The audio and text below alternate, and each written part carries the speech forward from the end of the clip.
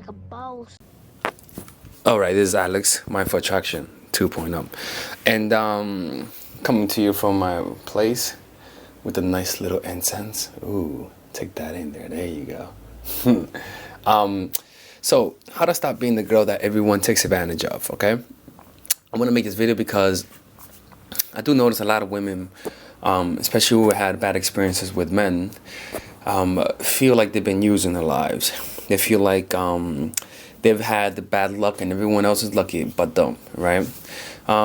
And so in this video, I'm going to show you guys that you guys have more power than you guys think. That you guys are able to stop this cycle that you might have created for yourself. This cycle might have begun because either you might have had bad luck with the parents you had, or with your own chemistry. You just have a certain way of being that sort of creates these kind of problems, right? But the beauty about it is that if you create the problems, that also means you can fix it, right? So this video is some of the things that I teach in my course, The Psychological Game of Attraction. So if you guys want to purchase that course, you guys could get it on the link below.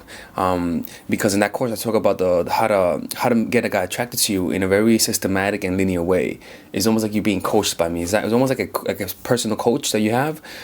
So if you guys like structure, unlike the videos that I make, that's a course for you, because I will teach you in a very systematic way how to make the guy fall in love with you. So it's a pretty powerful course, right? So one of the concepts that I'm going to talk about is why guys take advantage of you, right? Because it talks about certain laws of human nature and how to not be taken advantage of, how to change your mentality, all right?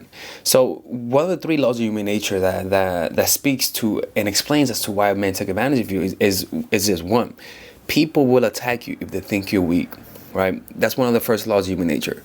People will naturally feel compelled to attack you if they think you're weak, right? How do they know you're weak? Because of the second law of nature, human nature, is people will sense your weakness through your subcommunication, right? And the things you've done in the past. So people are always reading, or always trying to interpret your actions, and trying to find a place where to put you in their minds. Either see you as a weak person, or they see you as a strong person. And we're always sending out signals. They're either signals of weakness or signals of strength, right? So your subcommunication is something that you cannot control. Your subcommunication is a reflection of how entitled you feel, and that's something that you cannot really control. The only way you can control your subcommunication is through high levels of awareness and making it a goal to fix it. And the third law of human nature is that people are after the easiest win. They will deter from you if they sense you will harm them. So the third law of human nature is that people are after the easiest win, and if you give them an easy win, they cannot help but attack you and take advantage of you, right?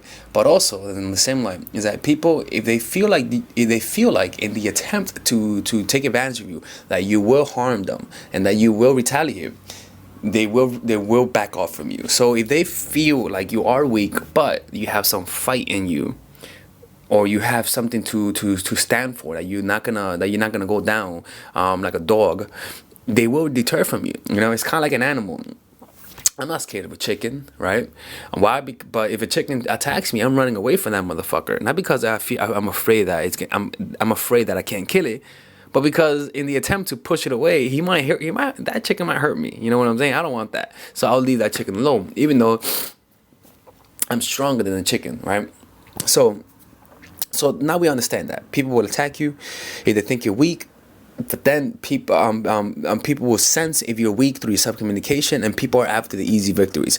And so that's why you've been taken advantage of, because maybe you started off in a bad place in life. Maybe you had a bad childhood, or maybe you had a bad experience and you interpreted it in a negative way. And as a result, your pain, you subcommunicate your pain onto others, and rather than getting sympathy, you get bullied, right? And as a result, because you get bullied and you can't defend yourself, you don't fight back. And then that accelerates the process. And as a result, you sort of become a victim to life, right? And life will keep attacking you while you're down. When you're down, it has a momentum. It's fucked up, but that's human nature, right? Like when you're being killed, other animals come and eat you, right? And so they try to get that easy win, or that easy meal. Okay, so how do you avoid being taken advantage of? The first step is, don't be nice. Stop trying to be nice. You're nice. The only reason why you're nice is because you believe that being nice will get you what you want. You believe that, right? But that's not the case. When you believe that when you believe being nice gets you what you want, it's because the reason why you believe that is because if you don't believe that being nice gets you what you want, it means you have no control. Being nice to you means that, sure, I may not have what I want, but if I'm nicer, I may get what I want. It gives you some control. Stop trying to be nice. Confront people. Focus on confronting. If you are too nice, focus on confronting. I'm not saying that to confront. I'm saying that if you're too nice, focus on confronting, just to overcompensate. Now, if you're one of those motherfuckers who like to confront people, then don't take this advice, because this is only to overcompensate for your lack of assertiveness, right? So focus on confronting, because what that will do is that will force you to focus on the uncomfortable feeling of fear of making people uncomfortable.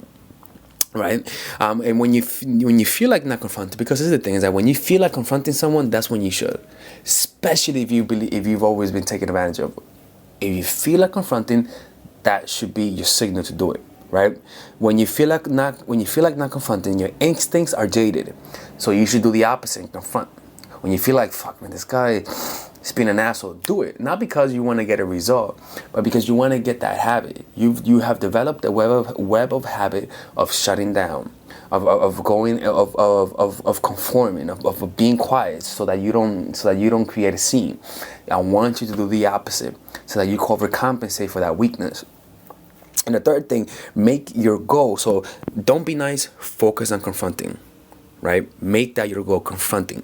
Do not think that in order to stop being taken advantage of, it requires thinking. No, it requires action. You being willing to confront. It is the willingness to confront that evades people. It is the willingness to confront that sends signals of strength. And it is the unwillingness to confront that sends signals of weakness. People could feel that. People can feel that. People can feel when you're willing to fight them. People can feel when you're not willing to fight them. And when they feel that, they'll back off. Trust me, they will back off, right? And also, so don't be nice, focus on confronting. Second, when you feel like not confronting, do the opposite, right? Again, only if you're the kind of person who doesn't confront. And the third thing, make your goal complete independence. That means that means emotional independence, and then physical independence and financial independence. Remove any dependence.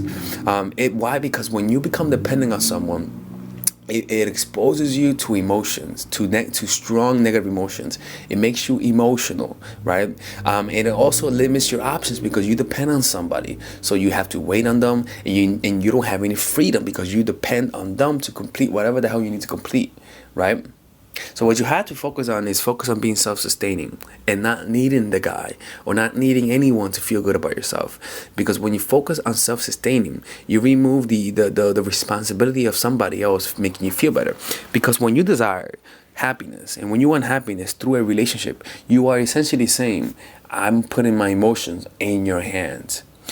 And the thing is that the reason why people do that is because life is hard. Life has been hard to people. They just want to surrender. Life has so much structure and so much responsibility that they just want to be able to just let go. They want to relive what it is to be a child, not what it is. And they want to have that feeling of dependence of a parent, especially if they never had it. Especially if they always had to be the parent, they want to feel like that. So that's why they want to have somebody who they can depend on emotionally. The problem with that, it exposes you to negative influence. It exposes you to people who will take advantage of you. I'm not saying everyone will, but there's a good chance that when people feel taste of the feeling of being dependent on them, they become addicted to it. You see what I'm saying? And so what they'll try to put you in a cycle of pain and pleasure in order to get you attached to them. What you have to do is not give any room. Is make your goal independence. When you feel like you're becoming dependent on someone, that should signal a red flag. I'm not saying not to love them. I'm saying to be emotionally identified by them, to depend on your happiness on them completely. And being afraid of, and the thought of losing them causes fear. No, I want you to be able to think of losing them and be okay with it. Not because you want to leave them, but because you know you'll be able to survive the pain of losing them. And that's the thing. Having the confidence to be able to survive, having the confidence to be able to survive any emotional pain, because it's your fear of dealing with the pain of losing people that causes dependence on people. But when you know that you could handle the pain, it frees you up. It frees mental RAM. You're able to think of losing them and not panic. You know what I'm saying? So that should be your goal. And the way you do that is literally making it a goal. And when you make that a real goal, you will have that. You just have to give yourself time. All right. Anyways, this is Alex. If you guys want one-on-one coaching, go to mindforattraction.org/in-the-game coaching. If you guys want to purchase my my course, the psychological game of attraction, where I will go deeply into how to make any guy fall in love with you, click on the link below and you can purchase it there. Anyways, take care and bye-bye.